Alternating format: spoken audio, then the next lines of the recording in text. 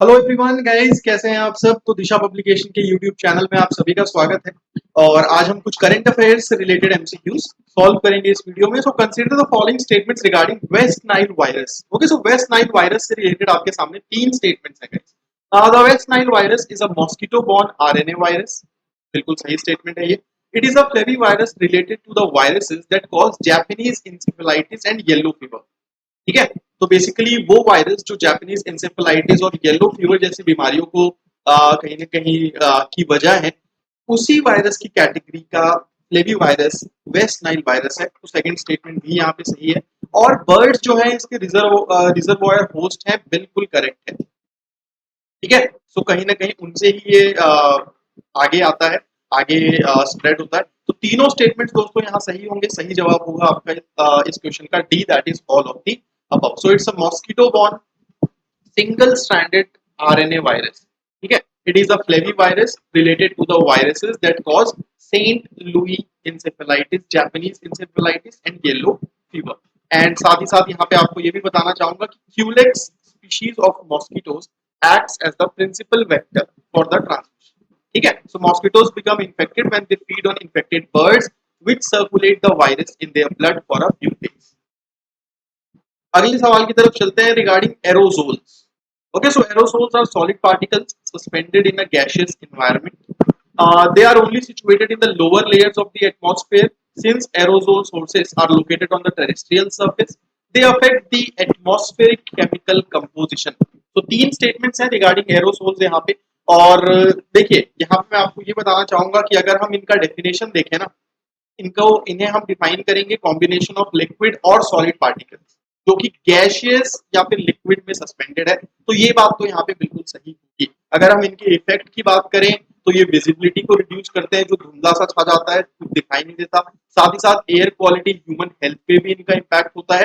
And they also serve as nuclei for cloud droplets और ice crystals in ice clouds. ठीक है। सो visibility reduce करते हैं, chemical composition जो है एटमॉस्फेयर का उसे ये अफेक्ट करते हैं। And the origin of atmospheric aerosols is either natural or the result of anthropologic activities. ठीक है। लेकिन यहाँ पे जो सेकंड स्टेटमेंट था कि they are only situated in the lower layers because the sources are located on the terrestrial surface, ये बात गलत होगी। क्यों गलत होगी? क्योंकि कुछ एरोसोल्स ऐसे भी हैं जो आपको स्ट्रेटोस्फीयर में दिखेंगे, specially volcanic aerosols ejected into the high altitude layers. ठीक है। तो ये चीज आपको यहाँ पे ध्यान रखनी है कि ऐसा बिल्कुल भी नहीं है कि एटमॉस्फेयर में सिर्फ और सिर्फ आपको लोअर लेयर्स में ही एरोसोल्स मिलेंगे, स्ट्रेटोस्फीयर में भी you can found them. Consider the following statements regarding Sustainable Electronics Recycling International, that is SERI. SERI is the UNEP-backed organization focused exclusively on minimizing the environmental and health risks posed by used and end-of-life electronics. Responsible recycling standard is created for the electronics recycling industry by SERI. Okay, तो sustainable electronics recycling international.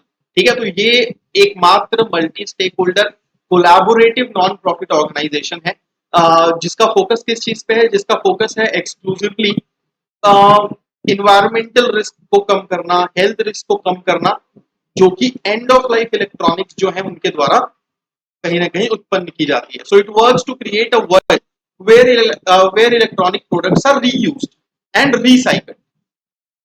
ठीक है। तो ये चीज आप यहाँ पे ध्यान दीजिएगा। पहला स्टेटमेंट जो लिखा हुआ है ना कि यूएनईपी बैक्ड ऑर्गेनाइजेशन, यानी कि यूनाइटेड नेशन एनवायरमेंटल प्रोग्राम द्वारा बैक्ड है, ये यहाँ पे गलत होगा। सेकंड स्टेटमेंट इज ठीक है। सो R2 स्टैंडर्ड यानी कि reuse, recycle and all, so recognising the environmental, economic and social benefits of this is very important. आगे चलते हैं। Question number 4, consider the following statements regarding the phenomenon of gravitational lensing. So a gravitational lens can occur when a huge amount of matter, like a cluster of galaxies, creates a gravitational field that distorts and magnifies the light from distant galaxies that are behind it but in the same line of sight. Gravitational lenses act like natural cosmic telescopes. It is opposite to the Einstein's theory of general relativity. More massive the object, the stronger is its gravitational field. तो भाई देखिए, जब भी हम gravitational lensing की बात करते हैं, अल्टीमेटली ग्रेविटेशनल लेंसिंग होती कब है? When huge amount of matter, जैसे कि गैलेक्सी हो गया या फिर गैलेक्सीज का क्लस्टर हो गया या ब्लैक होल हो गया, जब इस तरीके की ह्यूज अमाउंट ऑफ मैटर कोई ग्रेविटेशनल फील्ड क्रिएट करती है जो कि लाइट को डिस्टॉर्ट करे, ठीक है, that is the phenomenon of gravitational lensing. It is definitely based on Einstein theory of general relativity, ठीक है। So it is not opposite, it is based on that. तो तीसरा स्टेटमेंट यहाँ पे हो जाएगा फॉल्स। बाकी तीनों स्टेटमेंट्स यहाँ पे सही है। करेक्ट आंसर इस सवाल का तो बी है ही, जैसा कि आपने देख लिया, ठीक है। तो similarly the gravitational field of a massive object causes light rays passing close to that object to be bent and refocused somewhere else. The more massive the object, the stronger is the gravitational field, and hence the greater the bending of light rays. Just like using denser materials to make optical lenses results in a greater amount of refraction. ठीक है, चलिए आगे चलते हैं अगले सवाल की तरफ। That is question number 5। IMD, that is India Meteorological Department.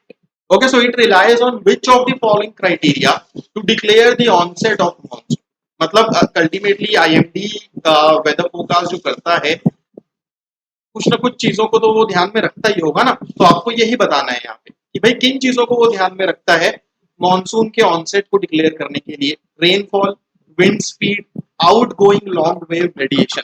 So guys, सारे के सारे यहाँ पे सही, ठीक है, सारे के सारे यहाँ पे सही है। मैं आपको यहाँ पे बता देता हूँ, आंसर तो इसका डी है, all of the above.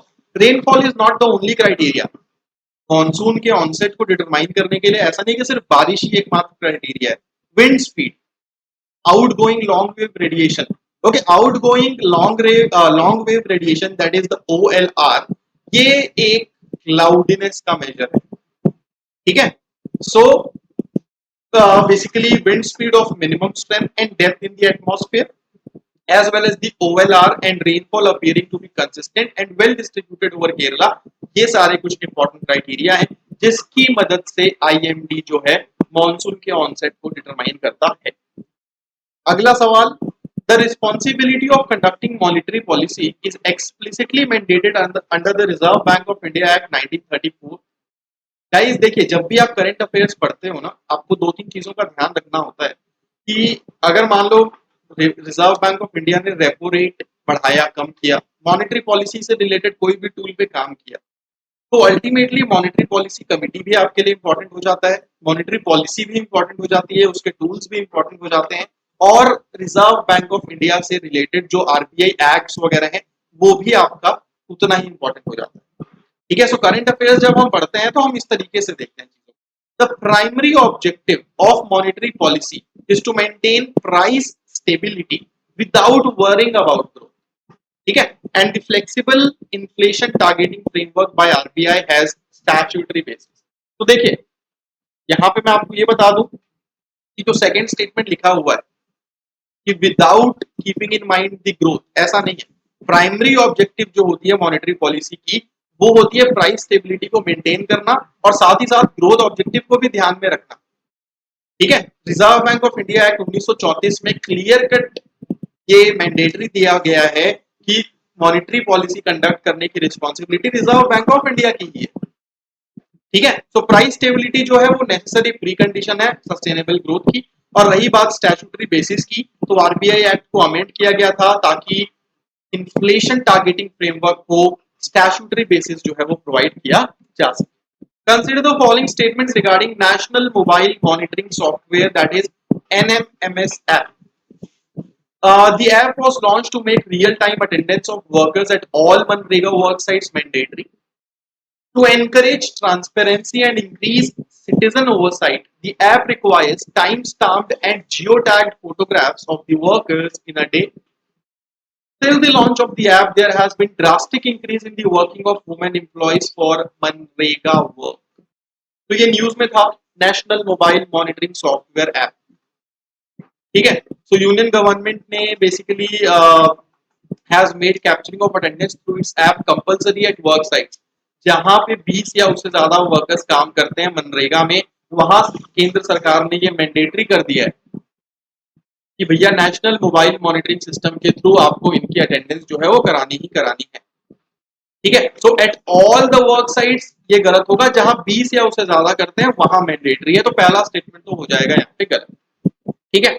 Now ministry of rural development ने यूनियन गवर्नमेंट के डायरेक्शन के बाद इस पे काम भी शुरू किया, लेकिन 16 मई 2022 से इसे मैंडेटरी बना दिया गया है। ठीक है। So the ministry's directive claim that the app which requires 2 time stamped and geotagged photograph of the workers in a day encourages transparency and also increases citizen oversight. ठीक है। The biggest setback has been for women employees. In majority of cases, the employee families are averse to giving phones to women, especially smartphones, and that's the reason कहीं ना कहीं MNREGA work में women employees की जो है वो कमी आपको दिखेगी। ठीक है। तो ये सारी चीजें कुछ कुछ है यहाँ पे जो आपको यहाँ पे ध्यान देना है। ठीक है। तो दोस्तों जब भी आप इसका आंसर हो जाएगा सी। ठीक है। C will be the correct answer of this particular question. It's not B, it is C. The RBI Act provides for the inflation target to be set by the government of India in consultation with the Reserve Bank once in every 4 years. So once again RBI से related सवाल आपके सामने है। The monetary policy framework aims at setting the repo rate based on an assessment of the current and evolving macroeconomic situation. Repo rate changes transmit to the money market to the entire financial system, which in turn influences aggregate demand. ठीक है। तो दोस्तों देखिए क्या है ना, हर 5 साल में, पहली बात तो 4 साल नहीं, तो पहला स्टेटमेंट तो अल्टीमेटली आपको पता ही है गलत है, बाकी दोनों यहाँ पे सही है। Accordingly, the central government notified in the official gazette 4% CPI inflation as the target for the period from 5th of August to 31st of March, with the upper tolerance limit of 6%, lower tolerance limit of 2%. ठीक है। So monetary policy framework aims at setting the policy rate based on an assessment of the current and evolving macroeconomic situation. आगे चलते हैं अगले सवाल की तरफ। Consider the following regarding the FCRA. Under the Act, foreign contribution cannot be transferred to any other person unless such person is also registered for that purpose. The Act increased administrative expenses through foreign funds by an organization compared to Foreign Contribution Regulation Act 2010. The Act states that foreign contributions must be received only in a FCRA account opened in the SBI New Delhi. ठीक है। तो FCRA के बारे में जरूर पढ़िएगा, बहुत ज्यादा इंपॉर्टेंट है ये। ठीक है। एक्ट में ये चीज क्लियर कट बोली गई है कि फॉरेन कंट्रीब्यूशंस जो है वो दिल्ली की SBI ब्रांच में FCRA अकाउंट जो ओपन होगा वहीं पे रिसीव होंगे। No funds other than the foreign contribution should be received or deposited in that particular account. ठीक है। So foreign contribution regulation amendment act, इसमें ये चीज क्लियर कर दी गई है कि फॉरेन कंट्रीब्यूशन जो है it will not be transfer to any other person unless that person is also registered for that purpose. ठीक है। The act also decreases administrative expenses through foreign funds by an organization to 20% from 50% earlier.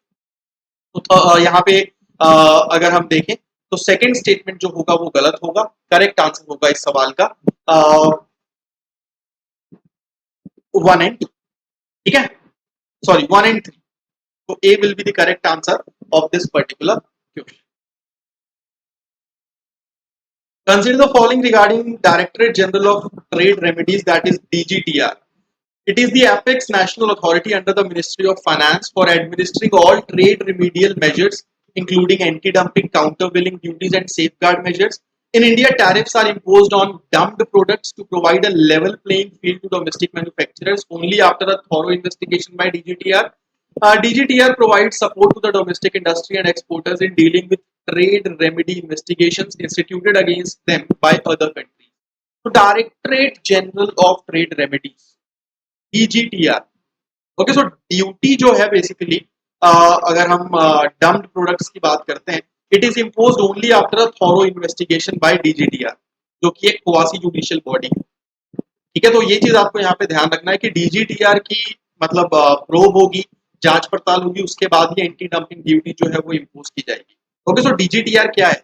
It is the apex national authority under the ministry of commerce and industry for administering all trade remedial measures, जिसमें कि countervailing duties, anti dumping duties और सारी चीजें। Okay, so it provides trade defense support to the domestic industry and exporters in dealing with increasing instances of trade remedy investigations instituted against them by the other countries. तो सारे के सारे statement यहाँ पे पूरी तरीके से करेक्ट होंगे, तीनों के तीनों करेक्ट आंसर होगा इस सवाल का D, that is 1 2 3। Next question regarding Rajya Sabha elections. Rajya Sabha is a permanent house and can not be dissolved, बिल्कुल सही बात है। To ensure continuity, 1/3 of its members retire every second year. Okay, so हर दूसरे साल एक तिहाई सदस्य रिटायर होते हैं। Bypolls are not held in the case of Rajya Sabha election. ठीक है, तो यहाँ पे करेक्ट आंसर होगा इस सवाल का बी, दैट इज 1 and 2। बाइपोल्स जो है अल्टीमेटली कंडक्ट किए जाते हैं अगर मान लो किसी राज्यसभा के मेंबर की डेथ हो गई, या उसने रिजाइन कर दिया, या फिर उसे डिस्क्वालीफाई कर दिया, तो फिर तो बाइपोल कराने पड़ेंगे। Regarding Agnipath scheme, team statements हैं, the scheme intends for recruiting all the soldiers under permanent commission across the 3 services. It is only for personnel below officer rank. As part of the scheme, some part of the salary will be set aside under a Seva Nidhi program and the government will contribute an equal amount every month. तो guys देखिए, Agnipath scheme के बारे में भी बहुत कुछ हमने discuss किया हुआ है ऑलरेडी। इसमें यहाँ पे ये चीज तो आपको पता ही है कि 17 से 21, 17.5 से 21 साल के जो एस्पिरेंट्स हैं वो एलिजिबल हैं, और 30% जो है salary it will be set aside under a सेवा निधि प्रोग्राम, और गवर्नमेंट जो होगी वो इक्वल अमाउंट कंट्रीब्यूट करेगी हर साल, और सॉरी हर महीने, ठीक है, और it will also accrue interest. So under the new scheme 45 से 50,000 सोल्जर जो हैं वो एनुअली रिक्रूट किए जाएंगे, एंड ज्यादातर उसमें से जो है वो 4 साल में सर्विस लीव कर, 25% को अलाउ किया जाएगा टू कंटिन्यू और अनदर फॉर 15। ठीक है, so it is only for personal below officer rank, तो ये चीज यहाँ पे आप ध्यान रखिएगा। ठीक है, so as part of the scheme some part of the salary will be set aside, ये बात आप अच्छे से ध्यान रखिएगा, that is 30%, and the government will be contributing equal amount every month. Okay, any oil or gas project that will result in at least 1 billion tons of CO2 emissions over its lifetime can be called as carbon bomb. Net zero emission means that all carbon emissions into the atmosphere must be absorbed by methods like increasing the forest cover and decreasing man-made emissions. Okay, so once again यहाँ पे दोनों statement सही हैं। Carbon bomb ये जो term है इसका use कहीं ना कहीं बढ़ा after an investigative project of the Guardian from May this year. And the project reported the plans of countries and private companies all over the world to engage in 195 carbon bomb projects, and each such project will release huge amount of CO2 emissions into the atmosphere. ठीक है, so Guardian ने ये कहा that an oil or gas project that will result in at least 1 billion tons of CO2 emission will be called as carbon bomb. Emission gap report जो है वो कौन release करता है? WHO, FAO, UNEP, global environment facility. बहुत ही आसान सा सवाल है, C will be the correct answer, that is the United Nations environment programme. ठीक है, तो इसके बारे में भी थोड़ा सा पढ़िएगा कि इस एमिशन गैप रिपोर्ट में एक्चुअल में होता क्या है। Consider the following regarding open natural ecosystem in India.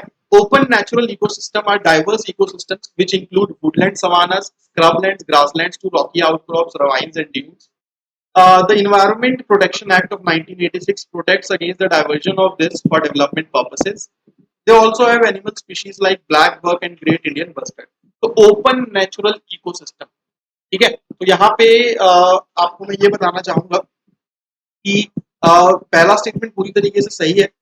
They also have remarkable assemblage of animal species. Okay, इनके साथ एसोसिएटेड कोई कंजर्वेशन लॉ नहीं है। ओके, तो सेकंड स्टेटमेंट जो लिखा हुआ है कि भाई इन्वायरमेंट प्रोटेक्शन एक्ट इन्हें प्रोटेक्ट करता है, गलत है। Correct answer will be A, that is 1। Consider the following regarding SRI method of sowing paddy, that is the system of rice intensification. It was first developed in India, and since then several countries in the world have been practicing it. It gives equal or more produce than the conventional rice cultivation with less water, less seed and less chemicals. It is not suitable in all types of soil like less fertile soil. It permits greater weed growth in comparison to direct seedling of rice technique. Okay, so system of rice intensification पहली बार Madagascar में 80s में develop हुआ। ठीक है, तब से Several countries of the world have been practicing it, including India. 15 से 20% ground water save करता है, राइस प्रोडक्टिविटी इंक्रीज करता है और साथ ही साथ इट गिव्स इक्वल और more produce than the conventional rice cultivation. कम पानी के साथ, कम सीड के साथ, कम chemical. Okay, so it is suitable in all type of soils, which includes the less fertile soil. ठीक है. सो सेकंड थर्ड स्टेटमेंट जो है यहाँ पे ये होगा यहाँ पे टोटली फॉल्स, और ये पहली बार इंडिया में डेवलप नहीं हुआ था, तो ये भी फॉल्स है. करेक्ट आंसर होगा इसका B. Both GDP and GVA measure national income. The GDP calculates India's national income by adding up all the expenditures in the economy. If the government earned more from taxes than what it spent, GVA will be higher than the GDP. Once again, a simple, straightforward question. अगर सरकार tax में ज्यादा कमाती है as compare to कि वो subsidy में spend करती है, तो जीडीपी जो है वो हायर होगा जीवीए से. ठीक है. तो थर्ड स्टेटमेंट फॉल्स है, बाकी दोनों यहाँ पे सही है. A will be the correct answer. तो दोनों जो है जीडीपी या जीवीए नेशनल इनकम मेजर करते हैं. तो दोस्तों आज का ये वीडियो हमारा यही समाप्त होता है. कोई भी डाउट्स हो जरूर बताइएगा. मिलता हूँ आप सभी से बहुत जल्दी.